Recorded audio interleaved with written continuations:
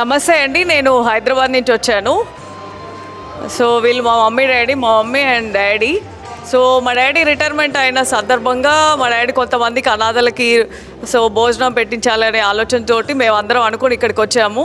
So ఇక్కడ 600 మంది అనాథలు ఉన్నారని తెలిసింది. అందులో అంతా మతిస్థిమితం లేని వాళ్ళు, సో ఎవరు అండాదండ లేని వాళ్ళని వీళ్ళందరూ చూస్తే చాలా బాధగా అనిపిస్తుంది. సో ఇక్కడ సెకండ్ ఫ్లోర్లో వచ్చేసి జెంట్స్ ఉన్నారు, ఫస్ట్ ఫ్లోర్లో వచ్చేసి లేడీస్ ఉన్నారు, కింద హాస్పిటల్ ఉంది. అసలు ఈ ఎన్విరాన్మెంట్ అంతా చాలా పీస్ఫుల్గా ఉంది. దీని దగ్గరలో ఒక గుడి. అసలు ఇక్కడ చూస్తుంటే మామూలుగా మన ఇంట్లో కూడా ఇంత పీస్ఫుల్గా ఉండదు, ఇక్కడ అంతా పీస్ఫుల్గా ఉంది.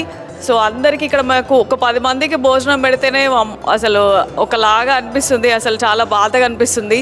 సో వాళ్ళ దగ్గరికి వెళ్ళగానే అసలు అందరూ దగ్గరకు వస్తున్నారు. అసలు ఇక్కడ చూస్తే ఒక ఎన్విరాన్మెంట్ అంతా చాలా మంచిగా అసలు పీస్ఫుల్గా అనిపిస్తుంది.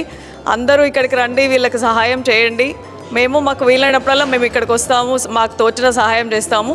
సో ఇక్కడ ఒక 10 మందికి మేము భోజనం పెట్టాము. ఇక్కడ వీళ్ళందరికీ సేవ అందిస్తున్న అందరికీ చాలా ధన్యవాదాలండి. సో మేము కూడా ఇందులో పాలు పంచుకున్నందుకు మాకు చాలా సంతోషంగా ఉంది, చాలా గర్వంగా ఫీల్ అవుతున్నాము. మేము ఇక్కడికి రావడం చాలా గర్వంగా ఫీల్ అవుతున్నాం. ఈ సంస్థని ఎవరైతే ఇది నిర్వహిస్తున్నారో వాళ్ళు చాలా చాలా అదృష్టవంతులు. ఇంతమందికి సేవ చేస్తున్నారంటే వాళ్ళు చాలా గొప్ప వాళ్ళు. సో వాళ్ళకి ఇంతమందికి ఇలా చేయాలని ఆలోచన రావడమే చాలా గొప్ప. అలా ఆలోచన వచ్చిన వాళ్ళు ఇంతమందికి సేవ చేస్తున్నారంటే, 600 మందికి సేవ చేస్తున్నారంటే అసలు మామూలు విషయం కాదు. చాలా చాలా ధన్యవాదాలు. మేము ఇందులో పాలు పంచుకోవడం మాకు చాలా సంతోషంగా ఉంది. మేము నల్గొండ నుంచి వచ్చినామండి. నా పేరు రాములండి. నేను ఎలక్షన్ డిపార్ట్మెంట్లో పనిచేస్తానండి. నేను 31 ఫస్ట్కి రిటైర్మెంట్ అయినండి. 2-3 సంవత్సరాల క్రితం ఈ సంస్థ గురించి నేను టీవీలో యూట్యూబ్లో చూశానండి. చూసినప్పుడు నేను ఒక 10,000 ఇద్దాం అనే కోరికల్లో నేను ఉన్నానండి. నాకు ఎప్పుడు వీలు పడలేదు.